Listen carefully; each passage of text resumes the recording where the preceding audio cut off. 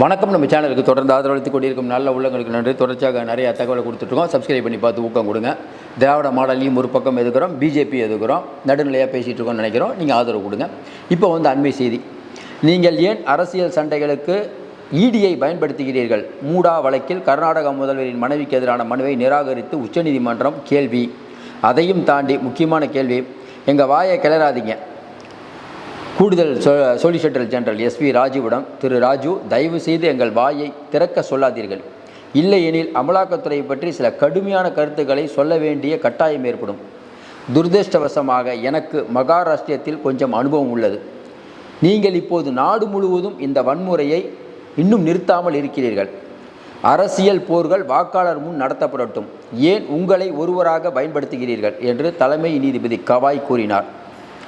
இன்றைக்கி வந்த ஒரு முக்கியமான ஒரு வழக்கு, மூடா வழக்கில், அதாவது நம்ம சித்தராமையா மனைவிக்கும் இன்னொருத்தர் ரமேஷ் அவருக்கு சுரேஷ் அவருக்கு எதிரான வழக்கில் ஏற்கனவே ஹைகோர்ட்டு தடை விதிச்சிருக்குது.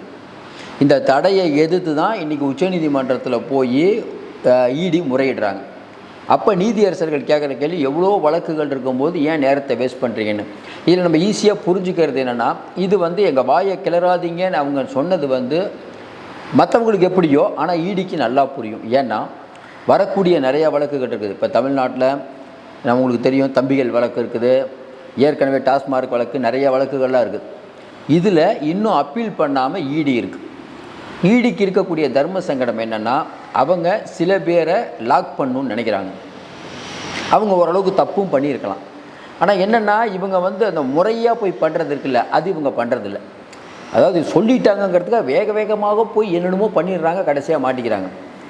இப்போ இந்த விஷயத்தில் கூட இப்போ இடி இந்த என் வாயை கிளறாதீங்கன்னா என்ன அர்த்தம்னா, இடி அடுத்து ஏதாவது தகவலைக்குள்ளே கொண்டு போச்சுன்னா, ஏதாவது அப்பீல் போனாங்கன்னா, இல்லை தமிழ்நாடு அரசில் நிறையா பிரச்சனை இருக்குது, உங்களுக்கு தெரியும், டாஸ்மார்க் பிரச்சனை, தம்பிகள் பிரச்சனை, இதை வச்சு நீங்கள் அப்பீலுக்கு போனீங்கன்னு வச்சுக்கோங்களேன், ஏதாவது சின்ன தவறு பண்ணாலும் பெரிய விளைவுகளை ஏற்படும். இப்போ ஈடிக்கு என்ன பயம்? ஏற்கனவே இவங்க நிறையா பின்னடைவை சந்திச்சிட்டாங்க. ஏன்னா இப்போ நம்ம 2 பேர் வீட்டில், விக்ரம் ஜூஜு வீட்லேயும் ஒரு வீட்லேயும் நீங்கள் அவங்க லேப்டாப் எடுத்துகிட்டு போனதாகட்டும், வீட்டுக்கு சீல் வச்சது, இதெல்லாம் முறையாக பண்ணியிருந்தீங்கன்னா பரவாயில்ல. அதற்கு உங்களுக்கு அதிகாரமே இல்லை. அதிகாரம் இல்லாத போது பண்ணக்கூடாது. நம்ம சொல்கிறவங்க தப்பே பண்ணுதால் லீகலாக தானே போகணும். இப்போ என்னென்னா, அதற்கு நான் அப்பீலுக்கு போகணும். ஏன்னா டாஸ்மார்க்கில் விசாகன் அவர்கிட்டலாம் வாக்குமூலம் வாங்கியாச்சு. தம்பிகள்கிட்ட விசாரிக்கணும். இதை மேல்முறையீடு பண்ணுறதுக்கு, அப்பீல் பண்ணுறதுக்கு 14ஆம் தேதியே கோர்ட் ஓப்பன் ஆகிடுச்சு. எத்தனை நாள் ஆச்சு? ஏன் இந்த தயக்கம்? கிட்டத்தட்ட 1 வாரம் ஆகிடுச்சு.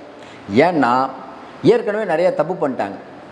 இப்போ புதுசாக வந்த இடி அதிகாரி, ஏன்னா புதுசாக வந்திருக்காரு தமிழ்நாட்டுக்கு இடி, அவருக்கு இந்த மேட்ரே புரியல. இப்போ அவருக்கு விளக்கணும். அவர் என்ன கேட்குறாரு, ஏன்னா எப்பயுமேங்க ஒரு அதிகாரி வந்திருக்காரு புதுசாகனா, பழைய அதிகாரி ஏதோ ஒரு சின்ன தப்பு பண்ணியிருந்தாலும் இவர் கேட்பார்ல, இவர் பண்ணியிருந்தா பிரச்சனை இல்லை, அது எப்படி சால்வ் பண்ணுறதுன்னு அவருக்கு தெரியும். ஏங்க தேவையே இல்லாமல் எதுக்குங்க வீட்டுக்கு போய் சீல் வச்சுங்க? தேவையில்லாமல் இப்போ இடி சீலை ஓப்பன் பண்ணி விடுங்கன்னு உயர் நீதிமன்றம் சொல்லி, இதெல்லாம் தேவையா? ஏற்கனவே பின்னடைவாயிட்டு இருக்குது. இப்போ போய் நம்ம உச்சநீதிமன்றத்தில் தேவையில்லாமல் ஏதாவது ஆர்கியூ பண்ண போக பேக் ஃபயர் ஆக போகுது அப்படின்னு நினச்சிட்டு இருந்தாங்களா? இன்றைக்கி ரொம்ப பேக் ஃபயர் ஆகிடுச்சு. ஏன்? இடியை வெளுத்து விட்ருக்காங்க. ஏன் வாயை கிளறாதீங்கன்னா என்ன அர்த்தம்? இந்தியா முழுக்க இடிங்கிற ஒரு அமைப்பை வச்சுட்டு பிஜேபி எந்த அளவுக்கு பண்ணிகிட்ருக்குன்னு ஒரு தெரியும். இந்தியாவில் ஒரு 3-4 அமைப்புகள், அதுவும் குறிப்பாக 2 அமைப்பு, ஒன்று இடி, இன்னொன்று தேர்தல் ஆணையம். இந்த 2 வச்சுக்கிட்டு இன்றைக்கி பிஜேபி அப்படிங்கிற ஒரு கட்சி எல்லா இடத்துலையும் ஜெயிப்பதற்கு இவங்க 2 பேர் காரணம். முதல்ல இடியை அனுப்பி அந்த கட்சியில் இருக்கக்கூடிய முக்கியமானவங்களெல்லாம் அரெஸ்ட் பண்ணிடுறது. இந்த பக்கம் தேர்தல் ஆணையத்தை வச்சு எப்போ தேர்தல் நடத்தலாம், எப்போ மோடி போய் பிரச்சாரம் பண்ணலாம், எல்லாத்தையும் முடிவு பண்ணுறது. ஓட்டிங் மிஷின் ஏகப்பட்ட வேலைகள் இருக்குது. இதை வச்சு ஈஸியாக ஜெயிச்சிடுறது. நீங்கள் நம்ம அரவிந்த் கெஜ்ரிவாலுக்கு அப்படி தான் பண்ணாங்க. பூபேஷ் சிங் பாதல் அவங்க பையனை நேற்று அரெஸ்ட் பண்ணி இதே தான் பிரச்சனை பண்ணுறாங்க. சத்தீஸ்கரில் ஜெயிக்கணும்னா இப்படி தான் பண்ணுவாங்க. ஏற்கனவே உங்களுக்கு தெரியும் ஜார்க்கண்டில் என்ன நடந்தது அப்படின்னு தெரியும். இப்படி ஒரு மாநிலம் 2 மாநிலம் இல்லை. இப்போ கர்நாடகத்தில் சித்தராமையா அவர்களுக்கு டிஸ்டர்ப் பண்ணணும். ஏன்னா சித்தராமையா ஏற்கனவே சொல்லிட்டாரு, இதுதான் என்னுடைய கடைசி தேர்தல்ன்ட்டார். அவரை ஒரு களங்கப்படுத்தி அனுப்பணும். நம்ம என்ன சொல்கிறோம், மூடா கேஸில் உண்மையிலேயே நீங்கள் பிரச்சனை இருந்ததுன்னா கண்டிப்பாக நடவடிக்கை எடுங்க. போன கவர்மெண்ட்டில் உங்கள் கவர்மெண்ட், ஸ்டேட் கவர்மெண்ட்டோடைய லோக் ஆயுக்தா பிஜேபி எம்எல்ஏ வீட்டில் பெருமளவுக்கான பணம் கைப்பற்றி வீடியோவே போட்டாங்க. இது வரைக்கும் ஏன் இடி உள்ளே வரல? கொஞ்சம் யோசிச்சு பாருங்க. இன்னொன்று கேட்பாங்களே, நியாயம்னா எல்லாத்துக்கும் நியாயம் தானே. இன்றைக்கி தமிழ்நாடு அரசில் எவ்வளோ முன்னாள் அமைச்சர்கள் மேலெல்லாம் கேஸ் இருக்குது, அப்போல்லாம் ஏன் இடி வரல? இது என்னென்னாங்க, மக்களுக்கே தெரியும். இடி அப்படிங்கிறது இன்றைக்கி பிஜேபி என்ன சொல்லுதோ அது கேட்கக்கூடிய ஒரு அமைப்பாயிடுச்சு. அதனால் உண்மையிலே தப்பு பண்ணுறவங்க கூட இன்றைக்கி இப்போ நம்ம பேச வேண்டியதாகுது. இப்போ செந்தில் பாலாஜி அவர்களை பொறுத்தவரை நம்ம அடிக்கடி ஒன்று சொல்லுவோம், செந்தில் பாலாஜி நல்லவரா கெட்டவரா அப்படின்னா, மக்கள் பெரும்பாலும் அவர் ஊழல் பண்ணியிருக்காரு மக்கள் நினைக்கிறாங்க, சட்டம் நினைக்கல. சட்டம் இன்னும் அதுக்கு அந்த இறுதி தீர்ப்பை கொடுக்கல. ஆனாலும் சட்டப்படி அவர் அமைச்சரவையை விட்டு அமைச்சரை ஆக்கக்கூடாது அப்படின்னா என்ன அர்த்தம்? அவர் மீது இன்னும் குற்றச்சாட்டு இருக்கிறதுன்னு அர்த்தம்.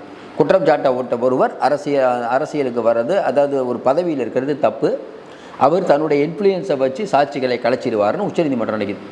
அப்போ நம்ம செந்தில் பாலாஜிக்கு எதிராக பேசணும், ஆமாங்க தப்புன்னு. இப்போ இந்த ஈடியை இந்த அளவுக்கு வெளுத்து விட்ருக்காங்களே உச்சநீதிமன்றம், இதுக்கு என்னென்னா ஜஸ்ட் லைக் தட். இன்றைக்கி பேசும்போது கூட சொலிசிட்டர் ஜெனரல் ராஜு அவர்கள், இவரான நாங்கள் பிரச்சனை இல்லை, இன்றைக்கி இதோட முடிச்சுக்கிறேங்கிறார். அதாவது ராஜு அவர்கள் தான் காப்பாற்றினது ஈடியை, இல்லைன்னு வச்சுக்கோங்களேன் இன்னும் வெளுத்து விட்ருவார். அப்போ ஒன்று தெரியுது, இன்றைக்கி உச்சநீதிமன்றம் அப்படிங்கிறோடைய அதோடைய பார்வையில் இடி எந்த ரேஞ்சில் இருக்குது. இப்போ ஒரு வழக்கு வருது, அந்த கேஸை மட்டும் விசாரிச்சுட்டு இதோட முடிச்சிருக்கலாம் அவர் நினச்சிருந்தா. தள்ளுபடி பண்ணுறாங்க. அதையும் தாண்டி தொடர்ந்து இதே மாதிரி பண்ணிகிட்டு இருக்கீங்க, வாயை கிளறாதீங்க, நிறைய பேசணுன்னு இருக்கும் அப்படிங்கிற மாதிரி சொல்லும்போது, இடியுடைய அதிகாரம் ஏற்கனவே கேள்விக்குறியாக இருக்கும்போது இன்னும் கேள்விக்குறியாக இருக்குது. தொடர்ந்து நம்ம சொல்லிட்டு இருக்கிறதுக்கு தான் இன்றைக்கி. இப்போ என்ன சிக்கல், இப்போ இடி மட்டும் இல்லைன்னா பிஜேபி எப்படி ஜெயிக்கும்? கொஞ்சம் யோசிச்சு பாருங்கள். தேர்தல் ஆணையம் இல்லைன்னா பிஜேபி எப்படி ஜெயிக்கும்? அதாவது கொடுக்குற காசுக்கு மேலேங்கிற மாதிரி ஈஸியாக புலனாய்வு பண்ணுறதை விட்டுட்டு இவர்கள் அதாவது ஓவராக புலனாய்வு பண்ணி நீங்கள் மாட்டிக்கிட்டாங்க. இந்த மூடா கேஸை பொறுத்த வரைக்கும் நம்ம ஏற்கனவே சொல்லிட்டோம். இதை வச்சு அவரை நம்ம அவங்க மனைவியோ அவங்க ஏற்கனவே அந்த பிரச்சனைலாம் என்னன்னு தெரியும், நம்ம விரிவாக அதை பற்றிலாம் பேசிட்டோம். இது இந்தியா முழுக்க இருக்கக்கூடிய பிரச்சனை. இந்த பிரச்சனையில் ஹைகோர்ட் ரிலீஃப் கொடுத்து உச்சநீதிமன்றத்துக்கு வேகமாக போகிறாங்கன்னா என்ன தோணுதுன்னா, ஏற்கனவே பிரபு பட்டேல் மேலே இருக்கக்கூடிய மகாராஷ்டிரா பிரபு பட்டேல் மேலே இருக்கக்கூடிய வழக்கு நீர்த்து போயிடுச்சு. அஜித் பவாருடைய மனைவி சுனித் பவார் 2000 கோடி கூட்டுறவு சங்கத்தில் ஊழல், அதை அப்படியே ஊனி மறைச்சிட்டாங்க. இப்படி இந்தியா முழுக்க பிஜேபியோ பிஜேபி சார்ந்த கூட்டணி கட்சிகளோ அவர்கள் மேலே இருக்கக்கூடிய கேஸை நடக்கவே இல்லைன்னா உச்சநீதிமன்றத்துக்கு தெரியுமா தெரியாதா? சாதாரண நமக்கே தெரியுமா, உச்சநீதிமன்றத்துக்கு தெரியுமா தெரியாதா? இந்த விஷயத்தை பொறுத்த வரைக்கும் ஈடிக்கு ஒரு பின்னடைவை தாண்டி இப்போ ஈடி என்ன பயப்படுதுன்னா, இதுக்கு மேலே யாராவது கூட்டு போனோம்னா இப்போ அடுத்தடுத்து எப்படிங்க மூவ் பண்ணுவீங்க? இன்றைக்கி வாயை கிளறாதீங்கன்ட்டாங்க. தேவையில்லாமல் தமிழ்நாடு மேட்டரை உள்ளே கொண்டு போகிறீங்க, இல்லை மேற்கு வங்காள மேட்டரை உள்ளே கொண்டு போகிறீங்க, இதெல்லாம் பண்ணிங்கன்னு வச்சுக்கோங்களேன், இன்னும் கடுமையான விளைவுகளை ஏற்படுத்துங்கிறது தான் எங்கள் வாயை கிளறாதீங்க. என்னென்னா எச்சரிக்கை ஈடிக்கு. இது நம்ம என்ன சொல்கிறதுன்னு தெரியல. ஏன்னா அவங்க திருந்த மாட்டாங்க இனிமேல். இன்னொன்று இந்த பிஜேபி ஆட்சியில் ஒன்று இருக்குதுங்க, நீங்கள் எவ்வளோ தான் திட்டினாலும் அவங்க தொடர்ச்சி அடுத்த வேலையை பார்ப்பாங்க. ஆளுநருக்கு உச்சநீதிமன்றம் திட்டுச்சு, ஏதாவது கண்டுக்கிறாரா? சொல்லுவாங்கள்ல சில பேர் இருந்தேங்க மானோ ரோஷம்லாம். அந்த காலத்தில் ஆளுநரோ இல்லை உயர் பதவியில் இருக்கிறவர்களுக்கோ நம்ம இந்த பதவிக்கு கொண்டு அந்த பதவியுடைய மாண்பை காப்பாற்ற வேண்டும் இருக்குது. முதலமைச்சராக இருந்த இந்த தமிழ்நாட்டின் முதலமைச்சராக இருந்த பல பேர், பெருந்தலைவர் காமராஜர் ஆகட்டும், உத்தமர் ஓமந்தூரார், பேரே உத்தமர் ஓமந்தூரார். அப்போ குமாரசாமி ராஜா, நம்ம பேர்லாம் பார்த்தா இது அவ்வளோ ஒரு பொக்கிஷங்கள். ஜவஹர்லால் நேரு, மகாத்மா காந்தி, இப்படிப்பட்டவர்கள் இருந்த. அதுக்கப்புறம் பார்த்தீங்கன்னா தமிழ்நாட்டில் சுர்ஜித் சிங் பர்னாலான்னு ஒருத்தர் இருந்தார். திமுக ஆட்சியை கலைக்கணுன்ட்டு கேட்கும்போது கலைக்க முடியாதுன்ட்டு திமுக ஆதரவாக வெளில பிரச்சாரம்லாம் பண்ணார். இப்படிப்பட்ட சரியாக நல்ல கவர்னர்களும் இருக்காங்க.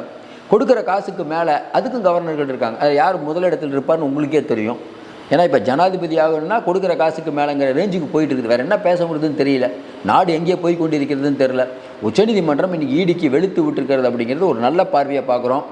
ஏன்னா உச்சநீதிமன்றம் நாகரிகம் கருதி பேசாமல் இருக்காங்க. அப்போ கவாய் மனசில் நிறையா இருக்குது. எப்போ எழுதி விட போகிறாருன்னு தெரில. ஒரு நாள் இல்லை ஒரு நாள், ரொம்ப நாள்லாம் இல்லை, இவங்க ஏதாவது ஒரு விஷயத்துக்கு போகும்போது முழுக்க வெளுத்து விட்டாங்கன்னா அந்த வழக்கை நீர்த்து போய்விடும். இடி அப்படிங்கிறது நம்ம ஏற்கனவே சொன்ன மாதிரி தமிழ்நாட்டில் ஜெயிக்கணும்னா நிறையா பேரை இன்றைக்கி இடி உள்ளத்துக்கு போடணும். இன்றைக்கி ஈடிக்கு ஒரு பெரிய கடிவாளம் போட்டிருக்கிறதாக சொல்லலாம். தொடர்ந்து நம்ம நிறையா அண்மை தகவலை கொடுத்துட்ருக்கோம்.